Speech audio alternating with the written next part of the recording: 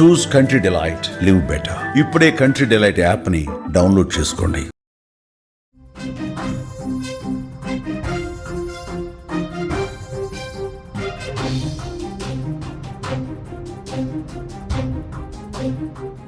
హైదరాబాద్లోని జీడిమెట్లలో జరిగిన అంజలి హత్య కేసులో బయటకు వస్తున్న ఒక్కొక్క నిజం ప్రతి ఒక్కరిని ఆలోచనలో పడేస్తోంది. కన్న తల్లి అని చూడకుండా ప్రియుడితో చంపేసి ఆమె కుమార్తె ఇంత క్రూరంగా ఉంటే అటు ఆమె ప్రియుడి తల్లి అంతకంటే క్రూరంగా మాట్లాడుతోంది. కనీసం మానవత్వం మాటెరుగు. కొడుకులు అన్యాయంగా ఓ తల్లిని చంపేశారనే పశ్చాత్తాపం ఎక్కడా ఆమెలో కనిపించడం లేదు. తన కొడుకులు చేసింది తప్పు కాదని, అంజలిని చంపడం కరెక్టే అంటోంది ఆ మహాతల్లి. అంజలి హత్య తర్వాత ఓ మీడియా ఛానల్తో మాట్లాడిన ఆమె మాటలు వింటుంటే అందరినీ షాక్కు గురి చేస్తున్నాయి.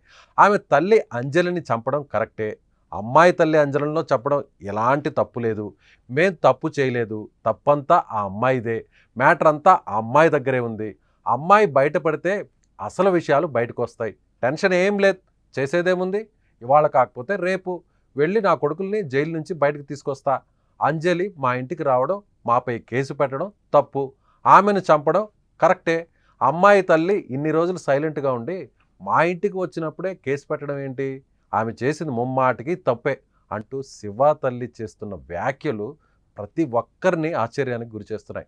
నల్గొండ జిల్లా కట్టెగూరంలో నివాసం ఉంటున్న శివ తల్లిని సుమన్ టీవీ ప్రతినిధి అక్కడికి వెళ్ళి సంప్రదించగా ఆమె ఏం మాట్లాడుతుందో, అసలు ఆమె ముఖంలో ఎలాంటి పశ్చాత్తాపం లేదు, కనీసం తన కొడుకులు తప్పు చేశారన్న భావనే అసలు లేదు.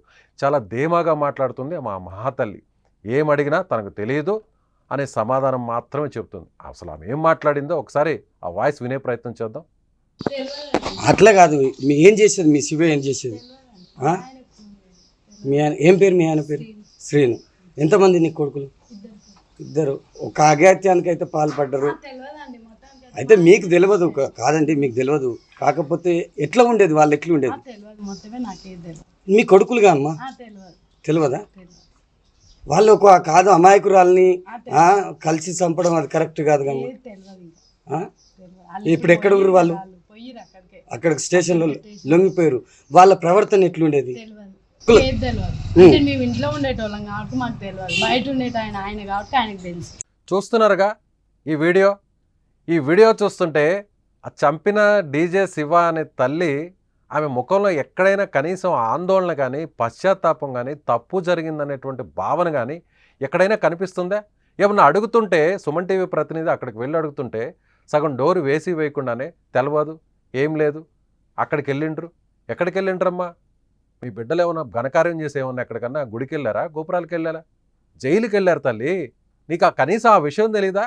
ఇద్దరు పిల్లలు అన్యాయంగా ఒక అమ్మను చంపేస్తే, ప్రియురాలు చంపమని చెప్పంగానే నేరుగా వెళ్ళి చంపేస్తే, అది కూడా క్రూరంగా చంపేస్తే నీ ఇద్దరు బిడ్డలు, నువ్వు చెప్పే సమాధానం ఏంటి తల్లి? ఏం చెప్పాలనుకుంటున్నావు? ఇలా నువ్వు కొడుకుల్ని పెంచేసి నువ్వు రోడ్ల మీదకి వదిలేస్తే వాళ్ళు తల్లులను చంపుతూ ఉంటే నీ బిడ్డలతో పాటు పుట్టి పెరుగుతున్నటువంటి వాళ్ళందరికీ ఏం చెప్తున్నట్టు నువ్వు సమాధానం? ఒక తల్లిగా నువ్వు చెప్పేటువంటి సమాధానం ఏంటి? తల్లులంటే ఈ సమాజంలో కనిపించే దేవతలుగా చూస్తారమ్మా.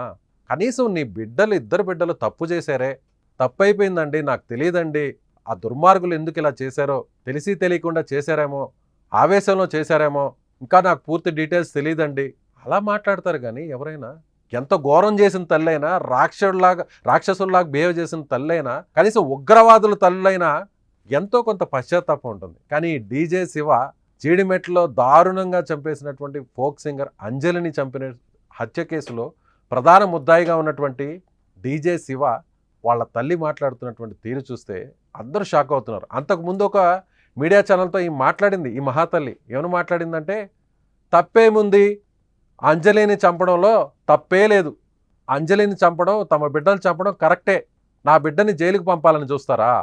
అంతకుముందు తెలీదా? అంజలి కుమార్తె నా బిడ్డతో తిరుగుతున్న విషయం ఆమెకు తెలీదా? నా ఇంటికి రాగానే కేసు పెడతారా? కేసు పెట్టి నా బిడ్డను జైలుకు పంపించాలనుకుంటారా? ఏం కాదు, జైలుకి వెళ్తే ఏమవుతుంది, వెళ్ళి మళ్ళీ నా కొడుకులు నేను తీసుకొస్తా బయటికి. ఏంటి సమాధానం? ఈ ఇంటర్వ్యూలో నువ్వు మాట్లాడుతున్నటువంటి తీరేంటి తల్లి? పోనీ ఈ వీడియోలో అయినా చూద్దాం, మరొకసారి ఆ వీడియోని ప్లే చేసి చూద్దాం. ఆమెలో ఎక్కడా పశ్చాత్తాపం కానీ, ఆందోళన కానీ, భయం కానీ తప్పు జరిగిందన్నటువంటి భావన కానీ ఏ మాత్రం లేకుండా ఏదో చాలా క్యాజువల్గా మాట్లాడుతుంది.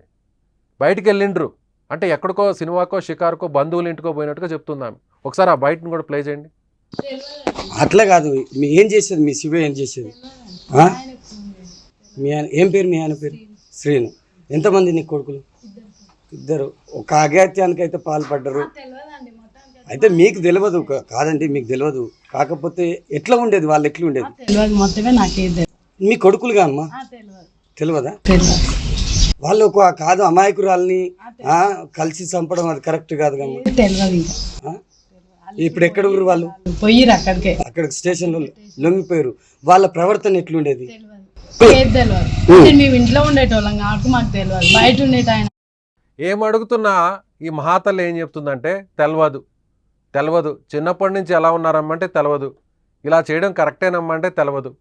అంతకుముందు ఇచ్చినటువంటి ఇంటర్వ్యూలో తప్పేం లేదు, అంజలిని చంపుట్లో తప్పేం లేదు, నా కొడుకులు చేసింది కరెక్టే.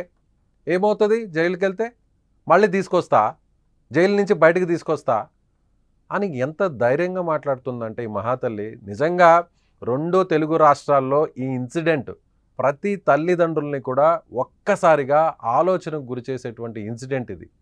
కన్న కూతురే తల్లిని దారుణంగా చంపడం, అది కూడా 10వ తరగతి చదువుతున్నటువంటి ఈ మహాతల్లి అంటే అంజలి కుమార్తె, మైనర్గా ఉన్నటువంటి అంజలి కుమార్తె తన ప్రియుడు మోజులో పడి ప్రియుడిని ఎక్కడికి జైలుకి తన తల్లి పంపిస్తుందో అన్నటువంటి టెన్షన్తో ఆ ప్రియుడితో కలిసి, ఆ ప్రియుడు అతని సోదరుడితో కలిసి, ఈ ఇద్దరు కూడా మైనర్లే, చంపినటువంటి 3 కూడా మైనర్లే.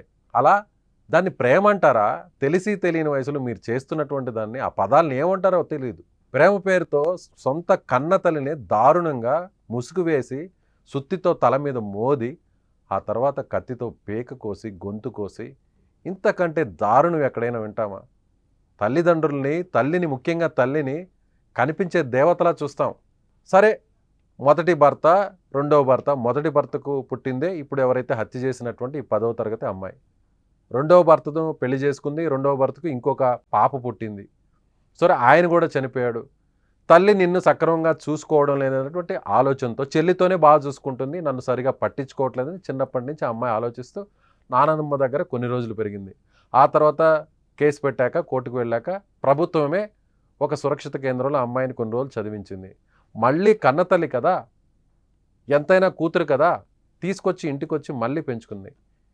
ఇంతలోనే తెలిసి తెలియని వయసులో నువ్వేం చేస్తున్నావు కూడా నీకు తెలియని వయసులో ఇన్స్టాలో పడి, సోషల్ మీడియాలో ఇన్స్టా పిచ్చిలో వేరే అబ్బాయితో కనెక్ట్ అయ్యి దానికి ప్రేమ అని ఒక పేరు పెట్టి ఆ డీజే అనే శివాతో పరిచయం పెంచుకొని అతనితో నువ్వు గాలి తిరుగుళ్ళు తిరుగుతుంటే, తల్లి నువ్వు తప్పమ్మా ఇది చేయడం, తెలిసి తెలియని వయసులో ప్రేమించడం తప్పు, మన కుటుంబం ఇప్పటికీ ఇలా ఇబ్బంది పాలవుతుంది, మీ తండ్రి చనిపోయాడు, ఇంకొక పెళ్లి చేసుకుంటే ఆయన కూడా చనిపోయాడు, నీకు ఒక చెల్లుంది, మీ ఇద్దరిని నేను పెంచి పోషించాలి, నేను ఇలా కళాకారునిగా మారి ఫోక్ సింగర్గా మారి జీవనోపాధితో నేను ముందుకు వెళ్తున్నాను, మిమ్మల్ని సాగుతున్నాను, మిమ్మల్ని పెళ్లి చేయాలి, ప్రయోజకులను చేయాలని ఆ తల్లి ఓదారుస్తుంటే అదేమీ వినిపించుకోకుండా ఈ అమ్మాయి ప్రేమ మోజులో ప్రియుడితో కలిసి ప్రియుడిని ఎక్కడ జైలుకు పంపిస్తుందని ఏకంగా తల్లినే చంపేసింది ఆ మహాతల్లి.